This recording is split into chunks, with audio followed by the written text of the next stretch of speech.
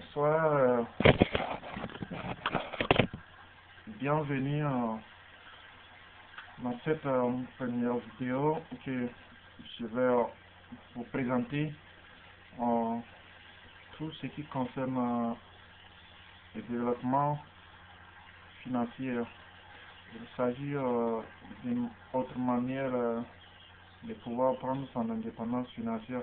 Mais je sais que cette expression a beaucoup troublé pas nombre de personnes parce que souvent on parle de vente de produits, souvent on parle de vente de quelque chose comme ça.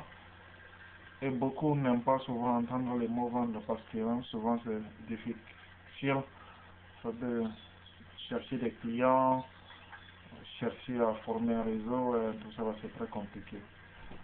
Maintenant, ce que je voudrais vous proposer, c'était une manière très simple de pouvoir vous aider à vous prendre votre indépendance de manière financière. Maintenant, le point clé, c'est de vous montrer comment investir. Maintenant, premièrement, il s'agit de pouvoir détecter ce que les gens aiment, regarder autour de votre quartier, autour de votre rue, mesurer la distance de la boutique ou bien d'un store comme ça, de votre environnement, si c'est un peu loin. Essayez de voir est-ce que à côté de ça, vous ne pouvez pas installer quelque chose comme ça d'important et que les gens seront intéressés par ces trucs-là. Voilà. Donc, deuxièmement, il s'agit de calculer le coût de votre investissement. Est-ce que ce que vous allez investir va vous rapporter quelque chose? Maintenant, si vous revenez à la formule d'économie, toutes choses égales par ailleurs, plus le bien est rare, plus que le bien sera demandé. Donc, cherchez quelque chose qui est un peu rare et que les hommes seront un peu intéressés par ça. Donc, c'est ça qui peut vous permettre de vous relancer aux nouvelles activités qui pourront vous donner un grand rendement. Maintenant, le troisième conseil, c'est ensuite essayer d'évaluer votre projet. Maintenant, l'évaluation de votre projet dépend en principe des conditions d'installation, des conditions de qualité de votre service, tout ça là. Donc, essayez de faire au maximum de réduire tout ce qui est coût d'investissement parce que s'il s'agit d'un investissement de court terme, vous savez que le risque souvent est très élevé, donc essayez de diminuer le risque. Donc, vous pouvez par exemple, au lieu de chercher une maçon à construire une maison, acheter du ciment, acheter, vous voyez que ce serait très assez moins coûteux. Mais vous cherchez un soudeur et acheter un conteneur que vous pouvez faire en maison et comme un petit magasin, et ça peut vous rapporter, vous ramener à un coût bas. Donc, en réalité, c'est une méthode très facile de pouvoir réduire les coûts d'investissement. Maintenant, il s'agit encore de développer un bon système de marketing. Et ce système de marketing consiste à faire le contrôle de vos clients, essayer de faire quelque chose qui est un peu différent de ce que la plupart des stores font. Par exemple, vous pouvez utiliser ce qu'on appelle en économie le combat par le prix. Là, vous cassez vos prix et supportez tout ce qui sera premier devant, tout en sachant pouvoir les rattraper par les gains futurs. Donc, c'est aussi très bon. Donc, vous pouvez utiliser le conflit par les prix. Vous pouvez aussi un peu miser, mais pas totalement. Je ne veux pas vous conseiller trop de miser sur l'aspect publicité parce que la publicité, beaucoup en ont marre de ça et il faut trouver une nouvelle stratégie de pouvoir convaincre les clients. Et la stratégie la plus simple que je vois, c'est la technique d'approche du client, la qualité de service que vous donnez, et ensuite essayez de voir si à votre niveau il n'existe pas une nouvelle stratégie de pouvoir amener les clients. Peut-être au lieu que vous vendez quelque chose avec les mêmes sachets que vos concurrents en train de vendre, mais vous pouvez complètement changer votre sachet en appliquant un nouveau design. Ça peut vraiment intéresser les clients, donc je pense bien. Donc ça c'est une petite stratégie aussi qui pourra vous aider. Ensuite, faire de telle sorte que votre design soit unique et qu'au futur vous pouvez développer beaucoup de stores dans beaucoup de régions comme ça, voilà, avec un même seul design. Donc c'est très important ce point-là.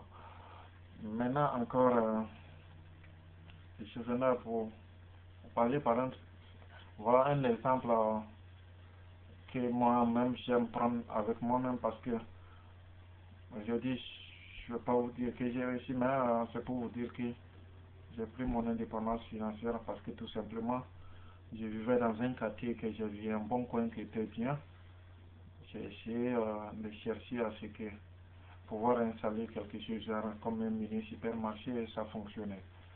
Donc, j'ai pris tous les 6 mètres, j'ai mis des feux tricolores, bon, des feux, genre comme des feux de lumière, des trucs comme ça, des ampoules de lumière pour pouvoir animer le quartier. Et voilà, la chose était unique et ça attirait les clients.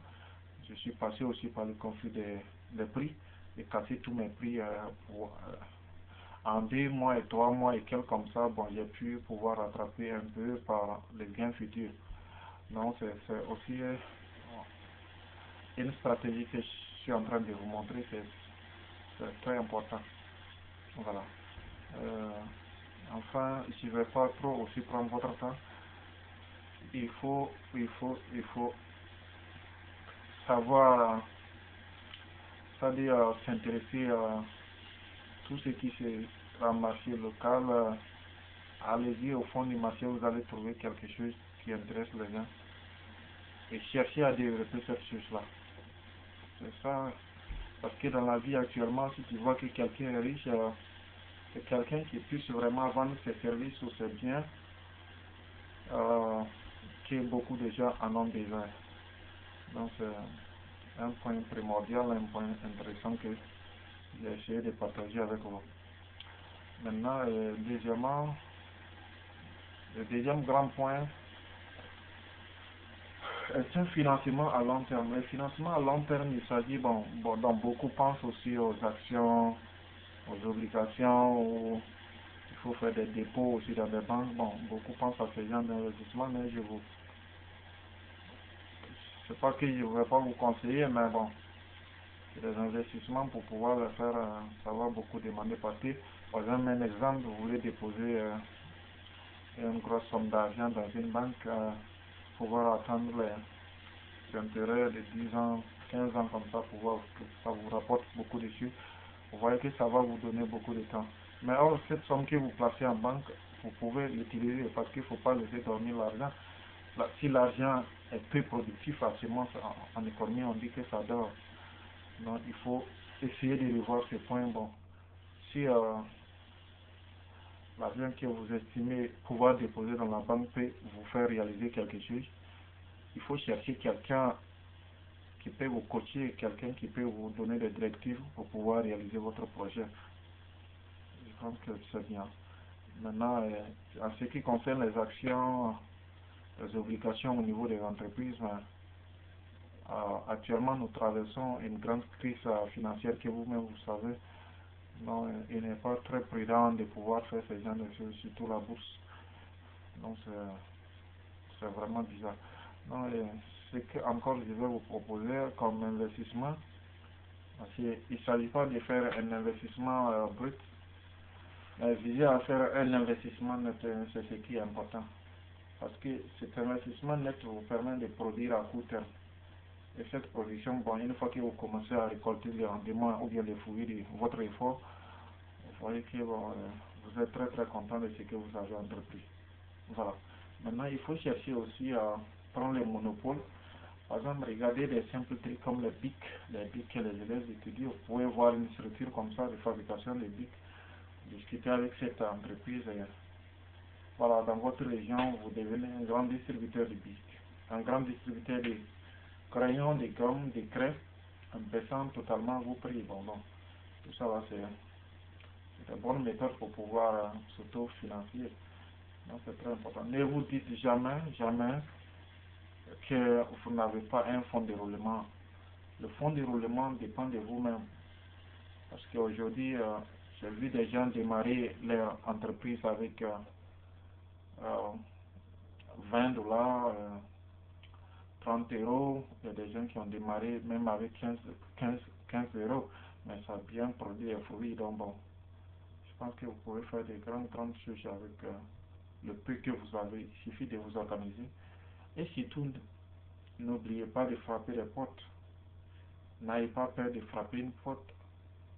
Quand vous voulez frapper, vous avez que deux probabilités. Soit vous frappez, ça s'ouvre, soit vous frappez, ça se ferme. Donc, allez-y et tentez votre chance.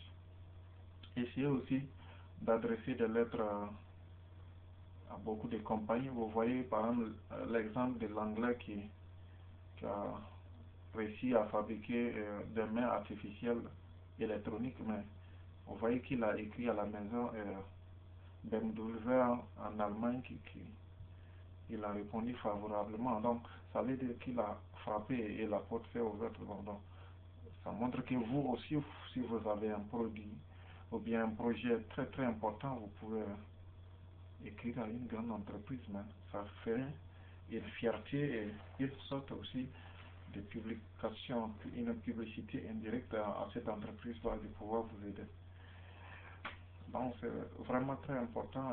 Moi, je partage mon expérience avec vous, tout simplement parce que je vois que la réalité qui est là aujourd'hui, beaucoup qui travaillent dans la fonction publique, c'est pas vraiment facile parce qu'ils dépendent qu'un seul salaire, qui est le salaire de fin de mois. Or, si vous développez quelque chose qui est propre à vous, personne ne vous donne des ordres.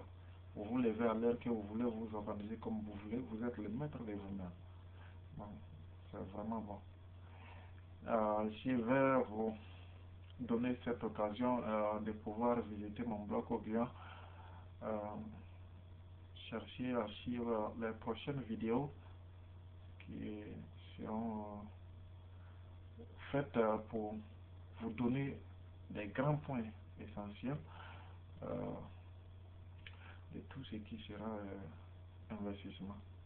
Donc, il est très important que vous puissiez, vous et moi, comprendre la réalité de la vie, pouvoir savoir investir. Je vous remercie d'avoir été auprès de moi, m'écouter dans tout ce longtemps. Merci. Surtout, n'oubliez pas de saluer votre famille de ma part. Merci et à bientôt.